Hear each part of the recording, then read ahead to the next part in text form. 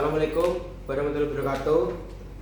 Kita dari podcast Sapo Jagat akan membahas pidato Pak Prabowo Subianto di PBB kemarin 2025. Oke. Dan sini saya bersama dua narasumber, yaitu ada Mas Afzal dan Mas Mika. Lalu saya sebagai host, sama saya Keanu. Dan gimana kabar kalian? Baik atau lagi buruk-buruk aja? Baik. Oke. Semoga harinya lancar dan semoga gak terlalu stres sama berita-berita belakangan ini ya. Tapi minggu ini banyak ujian ya. Jadi kalian harus belajar terus, dan saya tahu kondisi kalian tuh stres ya, karena belajar terus ya. Jadi, ada yang sibuk banget, ada yang capek, ada yang cuma pengen rebahan tapi tetap pengen belajar ya dia. Ngomong-ngomong, kalian nonton pidato Pak Presiden Prabowo di PBB kemarin nggak? Ya, saya lihat. Ya. Oke. Di timeline-nya sampai panas banget karena potongan videonya seliweran di mana-mana. Dan tenang aja, hari ini kita nggak akan langsung melompat ke analisis berat. Kita mulai pelan-pelan, santai dulu aja. Yang penting kalian nyaman dengerinnya. Jadi siapin posisi paling enak dan selamat menikmati ya. Kita mulai aja. Kalau dari pidato Pak Prabowo kemarin tuh kelihatannya sangat memukau sekali ya di depan dunia tuh. Ya, wow, keren banget Pak Prabowo, bisa mewakili negara Indonesia gitu ya. Kalau sekiranya dibandingkan dengan pidato presiden sebelumnya itu gimana ya kalau dari presiden? Kalau sama cara pidatonya sih sama. Tapi aku bedakan di sini kan Pak Prabowo itu kan bekas jenderal. Oh, iya. Jadi dia punya satu tugas. Dan bedanya presiden-presiden sebelum Pak Prabowo ini kurang aktif komunikasi dengan media luar. Mas Mika? Kan udah bagus kan? Udah bagus. Udah bagus, jadi mudah dipahami ya pada smart yang di situ. Ya, jadi Pak Prabowo ini berpidatonya sudah sangat bagus dan sangat sangat memukau sekali ya. Jadi kelihatan hebat gitu. Apakah pidato ini tuh sangat bermanfaat sekali bagi negara-negara yang lain, atau ini bisa memotivasi negara-negara lain? Sebenarnya lebih ke memotivasi negara lain. Oh ya. Mas Mika gimana? Bagus sih. Yang tadi juga bisa website ini tokoh dan negara lain dengan tugasnya Pak Prabowo. Saya mau nanya ini, jadi di dalam pidato Pak Prabowo itu mengatakan bahwa Indonesia siap mengirim hingga 20.000 pasukan penjaga perdamaian ke Gaza jika memang dibutuhkan oleh PBB. Sebuah pertanyaan yang langsung mengguncang forum internasional. Jadi, apakah dengan mengirimnya pasukan sebanyak 20.000 itu hanya untuk agar Indonesia terlihat bagus sekali, atau emang beneran ada niat kontribusi gitu? Iya, ada niatnya untuk mengirim pasukan aja. Ya, ini kalau dari segi dalam negeri dulu ya. Kalau dari segi dalam negeri kan 20.000 pasukan itu kan yang dibahas itu kan anak ya. Jadi belum anak yang sudah di atas yang cukup umur atau belum, kan belum disebutnya. Jadinya ya anak yang sudah cukup umur aja mentalnya belum bagus untuk turun ke lapangan juga itu. Jadi bisa disebut biar kelihatan bagus lah Indonesia. Kelihatan hebat ya Indonesia ya. Ya seperti itu. Tapi Bisa dibilang seperti itu. pasukan itu belum maksimal sama sekali ya. Belum maksimal sepenuhnya, bukan belum sama sekali. Iya. Sepenuhnya maksimal. Kalau dari Mas Mika, Menurut saya ini menunjukkan bahwa Indonesia itu sangat siap untuk memberi bantuan ke Palestina. Walaupun mungkin bukan 20.000 pasukan yang dimaksud. Tapi itu udah ditunjukkan kalau mereka tuh siap banget. Kalau ada bahaya sudah siap Oke. memberi bantuan. Ini seberapa besar sih arti dukungan itu bagi perjuangan Palestina?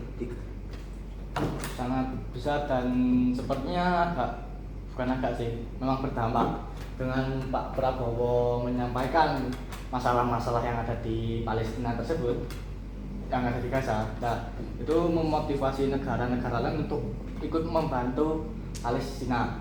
Oh, Dan bukan cuma Indonesia. itu Untuk ngajak ya ya ke Afrika. Itu sangat ya besar Pak. Cuma itu tidak jadi kena hal lain tidak bisa. Oh, oke. Apakah ini langkah nyata menuju peran global yang lebih besar atau sekedar simbol politik luar negeri? yang seperti yang pertama tadi bukan apa namanya? Jadi apa? Menuju peran global yang lebih besar. Ya, karena kalau sering berpartisipasi komunikasi sama orang luar, terus dan orang luar itu kan biar terjalin semuanya. Ya, menurut saya ini simbol. Dan bagaimana dia menanggapi sikap tegas Indonesia terhadap krisis kemanusiaan Gaza? Ya, gimana ya? Sepertinya negara lain itu juga ikut termotivasi untuk ikut membantu Gaza akan perang yang sekarang terjadi. Oke. Jadi, banyak media internasional menyoroti pidato Pak Prabowo.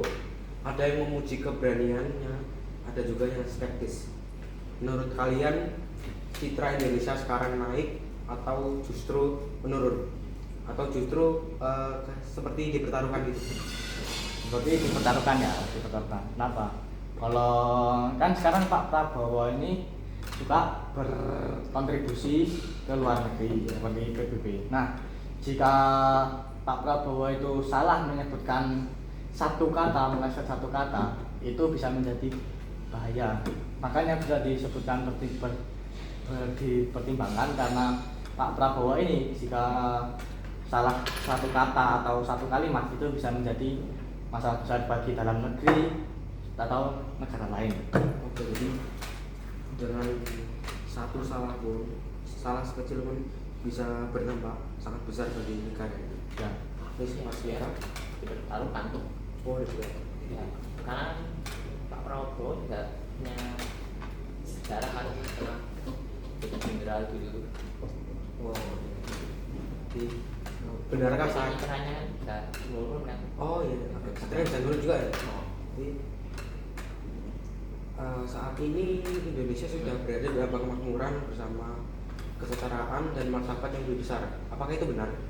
Kalau secara keseluruhan belum, karena masih banyak kasus korupsi dan seperti yang Kang Deddy itu ya menyewa tanah negara itu belum sepenuhnya makmur. Jadi masih ada isu yang besar tentang internasional dan nasional itu seperti korupsi dan lain sebagainya. Ya. Mas Mika?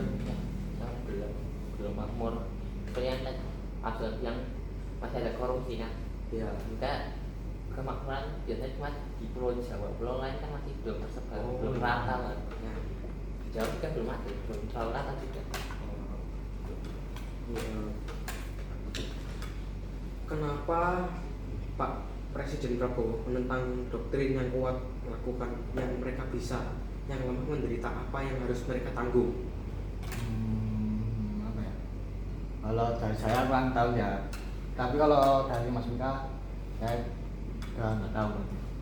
Kalau dari saya kurang memahami gitu. Ya, ini agak berpolitik sekali ya. Ya.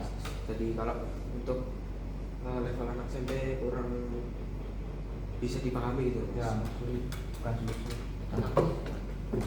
Oke. Jadi mengapa Pak Presiden Prabowo sangat mendukung kemerdekaan Palestina, namun beliau juga mengakui dan menjamin keselamatan dan keamanan Israel? Israel, Ya, bukan juga.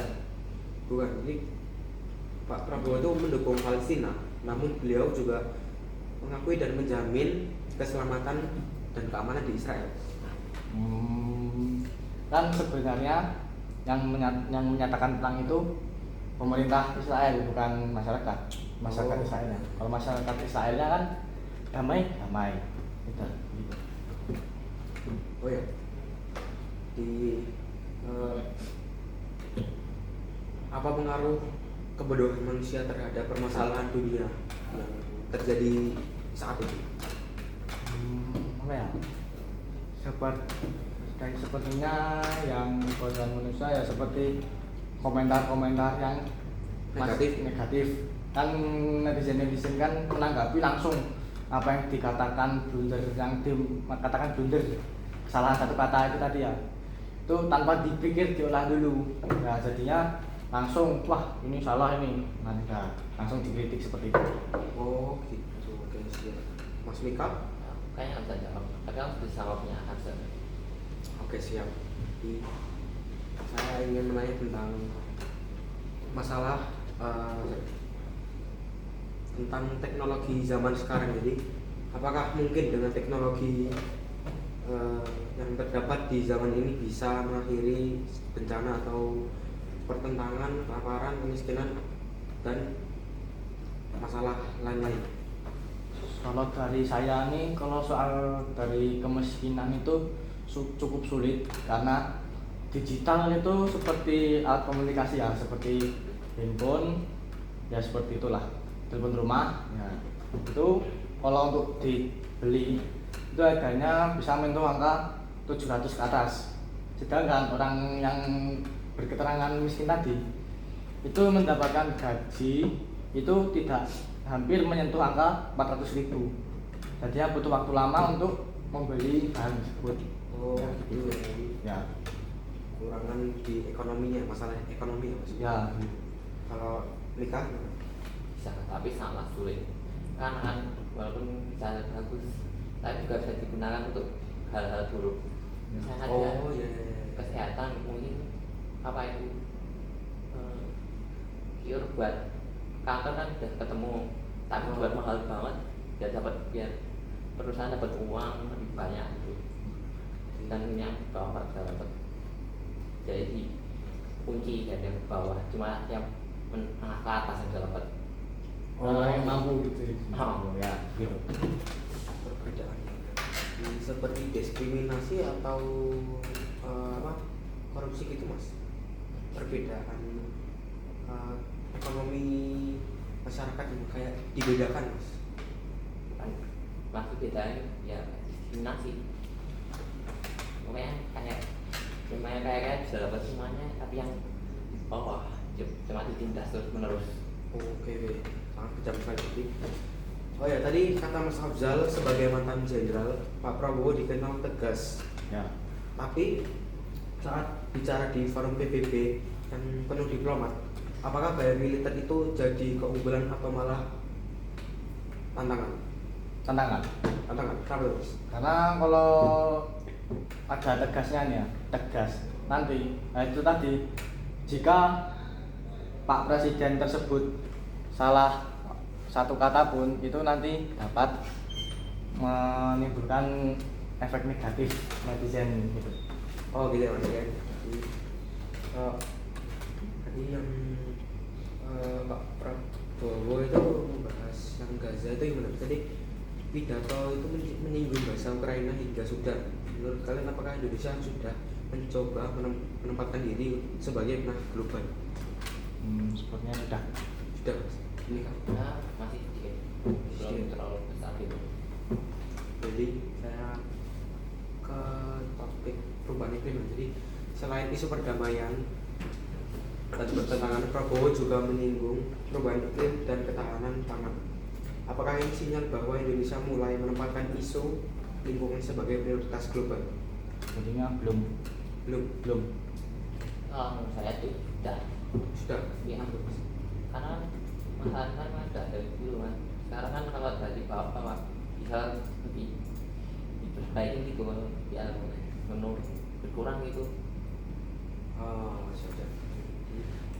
Terakhir, pidato Pak Prabowo di PBB kemarin disebut banyak media sebagai suara moral dari selatan dunia. Apa yang sebenarnya ingin disampaikan Indonesia lewat pesan tentang keadilan global ini? Ya, kan seperti Pak Prabowo itu kan kemarin menyampaikan untuk membantu Palestina Gaza itu untuk merdeka. Tapi Pak Prabowo ini juga lupa untuk menyampaikan masalah-masalah yang ada di negerinya. Oh, jadi lebih ke penilaian negara lain ya, Mas? Ya. Di